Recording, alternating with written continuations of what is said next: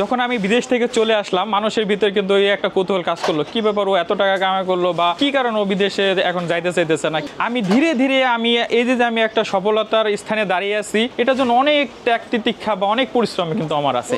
আমি যখন ভাবছি দেশের বাইরে আমি যাব না, তাহলে আমি কিভাবে শুরু করবো। আসলে আমি যখন আমার বন্ধুর কাছে যাই, সেখানে যে ওর যে তখন আমার বলে কি চল একটু ঘুরে আসি, তখন আর কি এই প্রোডাক্টটা সম্পর্কে আমি আইডিয়াটা পাই তার কাছ থেকে। সেখানে গেলাম, ও আমাকে বললো কি মামা দেখ আজকে না 10 টাকা বেশি লাভ হয়েছে একটা প্রোডাক্ট কিনে। আমি ভাবলাম কি 10 টাকা এ আবার কি এর আহামরি কিছু, একটা প্রোডাক্টে 10 টাকা লাভ করছে, এটা আহামরি কিছু না। আমি বললাম একটা আগ্রহ জাগলো যে চল দেখি কি প্রোডাক্ট কিনে তো 10 টাকা লাভ হলো, প্রোডাক্টটা আগে একটু দেখি। প্রোডাক্টটা আমার দেখার সাথে সাথে আমি যেই স্বপ্নটা নিয়ে কাজ করতে চাইতেছি, উদ্যোক্তা হইতে চাইতেছি, যেটা আমার খুবই আশা যোগালে এই প্রোডাক্টটা ছিল, এটা হচ্ছে একটা বাচ্চাদের ওয়াশেবল ডায়াপার। তো এই প্রোডাক্টটা তখন চায়না থেকে আসতো, ওরা যখন চায়না থেকে কিনতো তখন আর কি 10 টাকা কমে কিনতে পারছিল একজন ইম্পোর্টার থেকে। তখন আমি বললাম কি এই প্রোডাক্টটা দেখে বললাম এটা তো চাইলে আমি তোকে আমি দিতে পারবো, কারণ হইতেছে আমি যে এরিয়ায় বাস করি সেখানে এই প্রোডাক্টটার মানে ফ্যাব্রিক বা ম্যানুফ্যাকচারের ধারণা মোটামুটি আমার একটা আইডিয়া ছিল। ডায়াপারের তো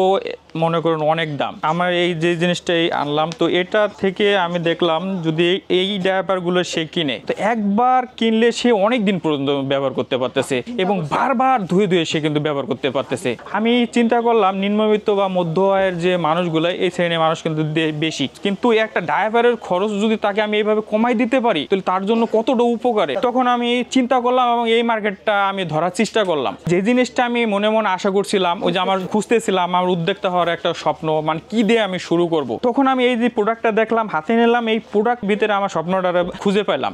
এই একটা প্রোডাক্ট নিয়ে শুরু করি, আলহামদুলিল্লাহ বাচ্চাদের এখন অনেক বিভিন্ন আইটেম আমি এখন করতে পারতেছি। এই প্রোডাক্টটা যখন আনলাম তখন আমি প্রোডাক্টের স্যাম্পলটা নিয়ে আসলাম, বন্ধু আমাকে তো কাজ দিল, তা আমি করলাম কি যে আমি আবার আরেকজনের কাজটা ডিস্ট্রিবিউট করে দিলাম। সে করছে কি এই প্রোডাক্টটাকে সে ঠিকই কিন্তু খুঁজে বের করে নিয়ে আসছে। তখনই দেখলাম বাংলাদেশে তখন আপনার চায়না থেকে প্রোডাক্ট আসে না, সেই সময় কেউ না কেউ কিন্তু বানাইতেছে, এই দেশেই বানাইতেছে। তখনই আমার ভিতরে আরো জিনিসটা অন্যরকম একটা জিনিস কাজ করলো, এদেশে মানুষের যত বানাইতেছে বা এটা মার্কেটে এখনো এটার ডিমান্ড আছে, তাহলে আমিও বানাবো, সমস্যা কি। প্রথমে যারা বানায় তাদের কাছ থেকে আমি নিলাম, নিয়ে আমার বন্ধুকে দিলাম, ও আমাকে টাকাটা মানে ক্যাশটা বুঝিয়ে দিল, আমি একটা সাহস পেলাম বা ভালো একটা জিনিস কাজ করলো। পরবর্তীতে আমি যখন আস্তে আস্তে কোর্স করতে করতে করতে আলহামদুলিল্লাহ এই ধরনের একটা কাজ আমি সফল হয়েছি, কম টাকার ভিতরে এবং উপকারী একটা প্রোডাক্ট।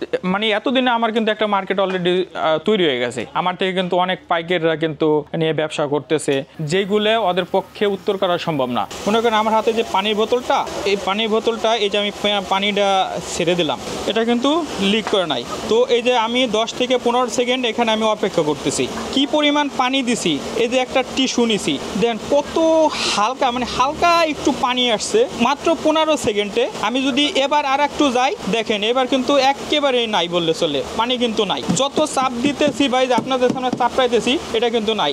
এই যে আমি যে 10-15 সেকেন্ডে যেটা আমার ডেভেলপ করা, আপনি দেখেন আপনার বাচ্চার জন্য কতটা নিরাপদ। যদি আমি পেটটা বের করে ফেললাম, পেটটা বের করার পরেও যদি আমি এখানে পানি ঢালি, পানি কিন্তু বের হবে না, দেখছেন